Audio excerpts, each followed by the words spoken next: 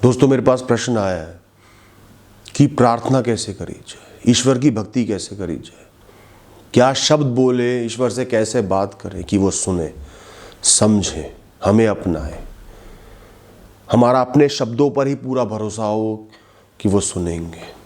क्या गलतियां हैं जो नहीं होनी चाहिए, क्या ज़रूरी है जिसका ध्यान रखना चाहिए, मैं तुम्हें सब कुछ समझाऊंगा। ईश्वर से प्रार्थना मतलब ईश्वर के आगे भीख मांगना नहीं है।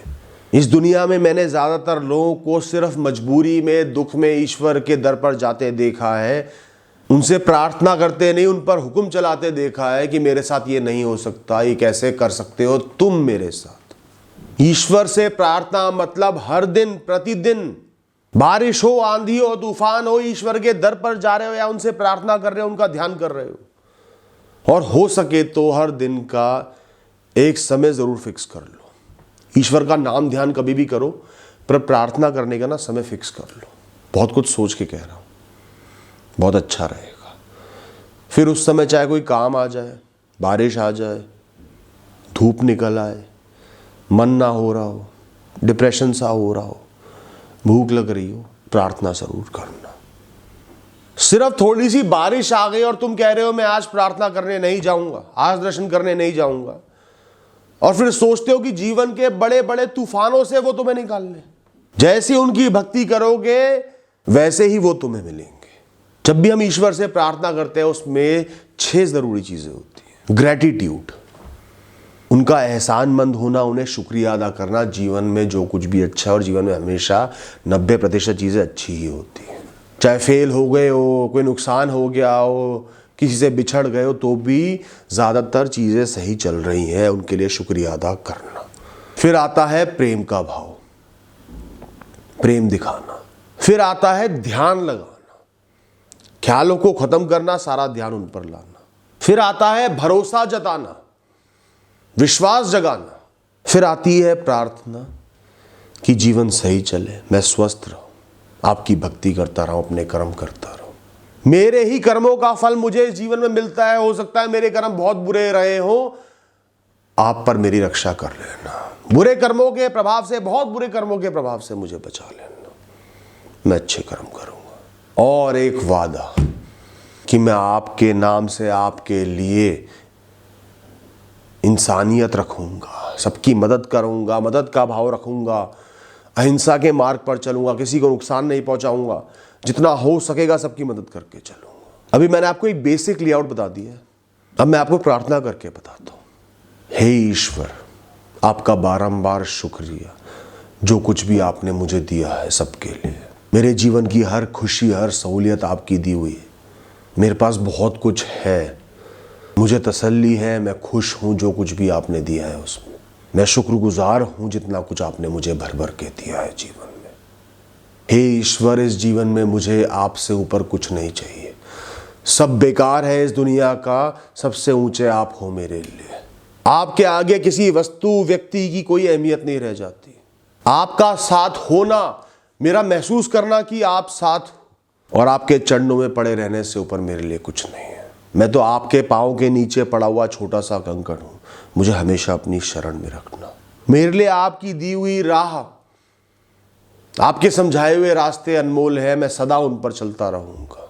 या तो ईश्वर की मूर्ति की तरफ देखकर ध्यान लगाओ, और मूर्ति की पूजा नहीं करते तो मन ही मन ध्यान लगा लो।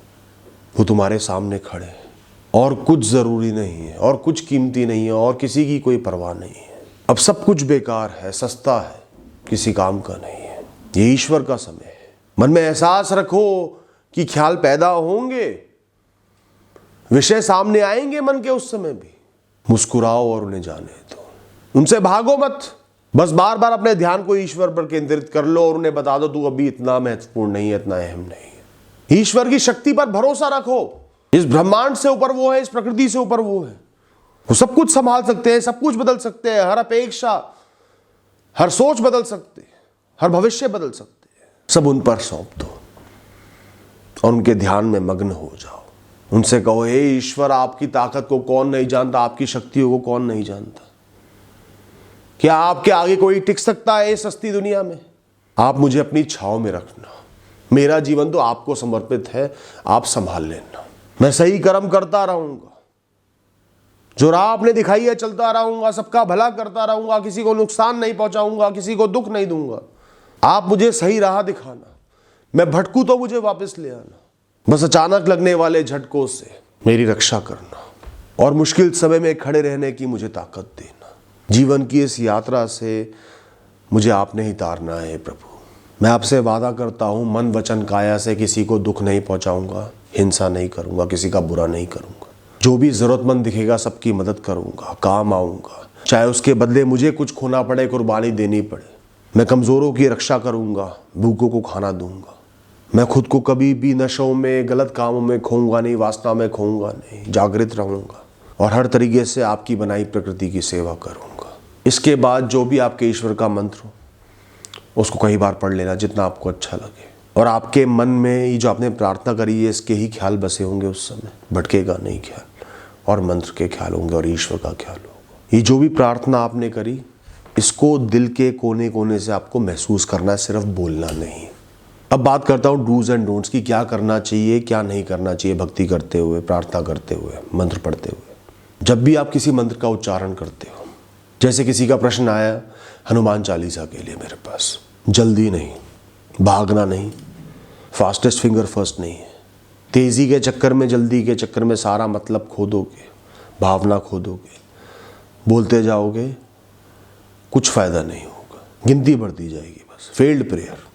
थोड़ा समझ के, क्या शब्द बोल रहे हो समझ के, जान के बोलो। मैं ये नहीं कह रहा कि हर शब्द को समझ के बोलो, इतना धीमे हो जाओ, पर कम से कम दिमाग में मंत्र तो रहे जिसको आप जप रहे हो, उसका बेसिस तो रहे, मन में एहसास तो रहे उसका।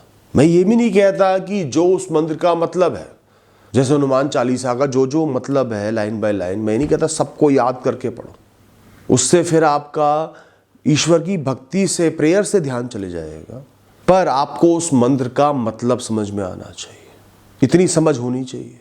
और मंत्र पढ़ते पढ़ते ध्यान में रहना चाहिए, एक ब्रॉडर सिचुएशन ध्यान में रहनी चाहिए कि क्या हो रहा है, आप क्या उच्चारण कर रहे हो। अपने ईश्वर की तरफ, उनकी मूर्ति की तरफ प्रेम से देखो, या मन में प्रेम से उनका ख्याल करो। उच्चारण ऐसे करो मंत्र का जैसे उनकी तारीफ कर रहे हो, प्रार्थना ऐसे करो जैसे उनकी तारीफ कर रहे हो। सब उनको समर्पित है, जितना विश्वास दिखा सकते हो दिखा दो, उनकी मौजूदगी का एहसास करो। कुछ लाइनें ऐसी होंगी जो अचानक से आपके मन को खोल देंगी, अपना मतलब बताएंगी, उनको तो महसूस करो बीच बीच में। जैसे लाइन आती है, भूत पिशाच निकट नहीं आवे, महावीर जब नाम सुनावे। इसका मतलब है नेगेटिव एनर्जी नासे रोग, हरे सब पीड़ा, बीमारियों से और दर्द दुखों से तुम्हें दूर रखेंगे। ये बातें विश्वास के साथ बोलनी है, सिर्फ बोलनी नहीं है। मुस्कुराना है विश्वास के साथ। साथ ही मैं हमेशा ये बोलता हूँ, ईश्वर की भक्ति अपूर्ण है, अधूरी है, बिना उनको जाने, उनको समझे वो क्या राह दिखला रहे हैं, वो क्या समझाना चाह रहे हैं इस दुनिया में तुम्हें। भगवान महावीर की प्रार्थना करते हुए नई गाड़ी खरीदने का नहीं सोच सकते। भगवान हनुमान की प्रार्थना करते हुए वासना के ख्याल नहीं ला सकते। और यहाँ मैं खुद उत्पन्न होने वाले ख्यालों की बात नहीं कर रहा, जो आप इंटेंशनली उत्पन्न कर रहे हो उनकी बात कर रहा हूं, कि जानबूझ के सोच रहे हो उनके बारे में। जब आप हनुमान चालीसा का पाठ करते हो, आप भगवान हनुमान की क्वालिटीज पर, उनकी अच्छाइयों पर ध्यान लगा रहे हो, जो है भगवान राम की तरफ प्रेम, भगवान विष्णु की तरफ प्रेम, जो है निडरता, हर डर का सामना करना, सामने हजारों दुश्मन खड़े हो तो भी सामना करना निडर होकर, ईश्वर का नाम मन में रखकर, उनकी स्फूर्ति, उनका ज्ञान, ये सब सीखना ही तो भक्ति है उनकी। सिर्फ मंत्र पढ़ने से भक्ति नहीं होती।